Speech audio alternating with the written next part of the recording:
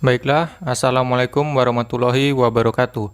Perkenalkan, nama saya Pringgo Lakseno Pangestu dengan nomor BP 18108322021 dari kelas Tata Kelola Pemilu yang diampu oleh Bapak Dr. Aidinil Zetra MA. Baik, di sini saya akan memberikan presentasi dan penjelasan dari tugas yang sudah diberikan oleh Bapak Aidinil, yaitu mengenai apa itu demokrasi, kemudian apa itu pemilu, dan bagaimana kaitan keduanya. Di sini saya akan memberikan penjelasan melalui PPT yang akan saya tampilkan pada slide berikut ini. Baik, di sini saya akan menjelaskan yang pertama yaitu apa itu demokrasi. Demokrasi sendiri berasal dari bahasa Yunani yaitu demos yang artinya rakyat dan kratos yang artinya pemerintah. Sehingga demokrasi bisa diartikan sebagai pemerintahan rakyat atau pemerintahan berdasarkan kedaulatan rakyat.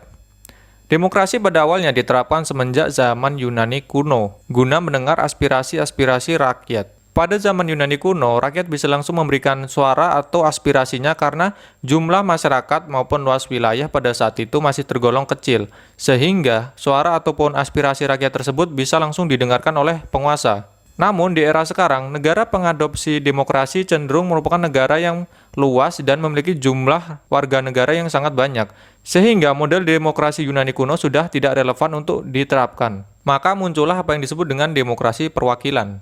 Konsep demokrasi paling terkenal mungkin adalah ungkapan dari Presiden Abraham Lincoln, yaitu Presiden Amerika Serikat, yang mengatakan bahwa demokrasi merupakan kekuasaan dari rakyat, untuk rakyat, dan oleh rakyat.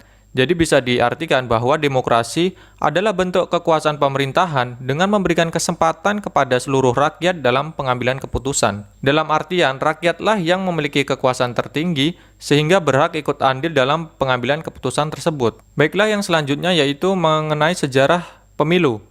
Untuk sejarah pemilu sendiri, kita harus melihat ke zaman Yunani kuno terlebih dahulu. Pemilu sendiri telah dilaksanakan di zaman Yunani kuno sekitar abad ke-4 sebelum Masehi. Pada saat itu, rakyat telah memiliki hak-hak politik sehingga bisa memberikan kontribusi suara dalam pengambilan keputusan. Saat itu, rakyat langsung bisa memilih siapa pemimpinnya dan keinginannya masing-masing karena luas wilayah dan jumlah rakyat masih cenderung kecil atau sedikit. Namun di zaman sekarang, pemilu tak lagi menggunakan sistem pemilihan seperti zaman Yunani kuno karena sudah tak lagi relevan. Saat ini, pemilu dilakukan dengan rakyat memberikan suara secara kolektif untuk memilih siapa pemimpin melalui suatu mekanisme yang sudah ditetapkan. Untuk Indonesia sendiri, pemilu dilakukan secara reguler dan seksama. Pembiayaan pemilu sendiri tergolong besar guna memobilisasi rakyat agar memberikan suaranya. Pemilu pertama sendiri di Indonesia dilakukan pada tahun 1955. Pemilu pertama Indonesia ini bisa dikatakan pemilu yang paling demokratis dan diikuti 29 partai politik. Walau negara sedang dilanda kondisi yang tak kondusif pada saat itu, namun penyelenggaraan pemilu dapat dilaksanakan. Selain memilih anggota DPR, pemilu juga untuk memilih anggota Badan Konstituante. Setelah itu, pemilu di Indonesia berturut-turut dilaksanakan pada tahun 1971, 1977, 1982, 1987, 1992, dan 1997. Pemilu tersebut dilaksanakan pada zaman Orde Baru atau pada saat kekuasaan Presiden Soeharto. Pemilu selanjutnya sebenarnya dilaksanakan pada tahun 2002. Namun karena terjadi instabilitas politik dan krisis ekonomi yang kemudian membuat rezim Soeharto menjadi runtuh tahun 1998, sehingga pemilu di tahun 2002 ditiadakan. Setelah itu, pemilu demokratis baru dilaksanakan pada era reformasi yaitu tahun 1998. Berlanjut terus yaitu tahun 2004, di mana untuk pertama kalinya rakyat bisa memilih secara langsung pemimpinnya. Pemilu akhirnya berlanjut di tahun 2009, 2014, dan terakhir yang kemarin 2019. Oke, yang selanjutnya akan saya jelaskan mengenai apakah pemilu itu. Pemilu adalah sarana pelaksanaan kedaulatan rakyat yang dilaksanakan secara langsung, umum, bebas, rahasia, jujur, dan adil dalam Negara Kesatuan Republik Indonesia yang berdasarkan Pancasila dan Undang-Undang Dasar Negara Republik Indonesia tahun 1945. Dengan kata lain, pemilu merupakan sarana bagi rakyat untuk menjalankan kedaulatan dan merupakan lembaga demokrasi. Pemilu adalah aspek penting bagi sebuah negara demokrasi dan menjadi ciri khas bahwa negara tersebut memang adalah negara yang demokratis. Pemilu digunakan untuk transfer kekuasaan politik secara damai melalui mekanisme kepemiluan. Pemilu juga bentuk kedaulatan rakyat yang mana karena tak bisa langsung memimpin, maka memberikan mandatnya kepada seseorang yang dipilih dalam sistem pemilu tersebut. Dengan pemilu pula, rakyat akan memilih wakil-wakilnya di pemerintahan sebagai pelaksana kekuasaan. Pemilu sendiri memiliki asas yang kita kenal dengan umum, langsung, bebas, jujur, adil, dan rahasia. Oke, selanjutnya saya akan menjelaskan mengenai apa pentingnya pemilu bagi demokrasi. Pemilu sangatlah penting bagi demokrasi.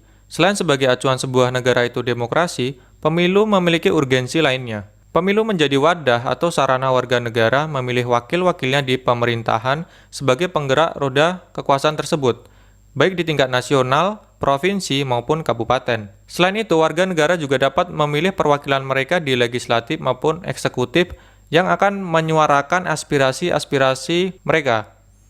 Kemudian, pemilu adalah parameter sebuah negara demokrasi. Dalam perspektif Schumpeterian, pemilu adalah salah satu prasyarat utama, bahkan terpenting, suatu negara disebut demokratis. Pemilu juga merupakan instrumen yang penting dengan berbagai efeknya. Menurut Huntington, pemilu banyak dijadikan alat guna memperlemah rezim otoriter.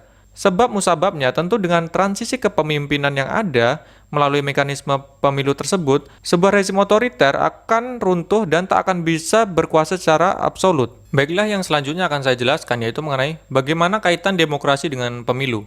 Hubungan antara demokrasi dengan pemilu memang tak bisa dipisahkan.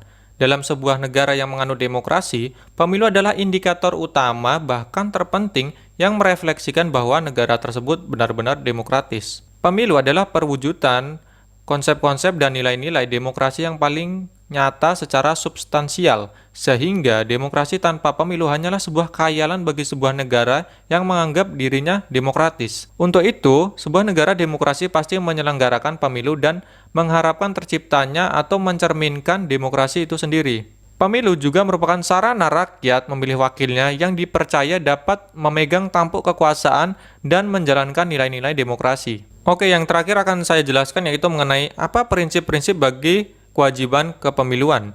Terdapat 4 prinsip dasar bagi transformasi pemilu menurut Colomer tahun 2004. Pertama, kesepakatan, di mana praktik ini dapat kita temukan di praktik-praktik pemilihan pemimpin di berbagai komunitas dunia.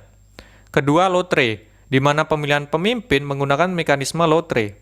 Ketiga, mayoritas, di mana pemilihan pemimpin didasarkan pada prinsip suara terbanyak.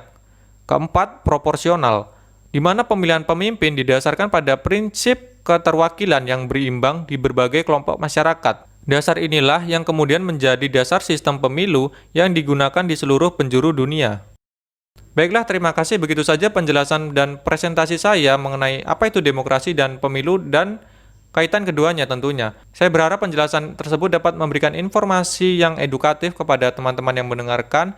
Saya undur diri. Wassalamualaikum warahmatullahi wabarakatuh.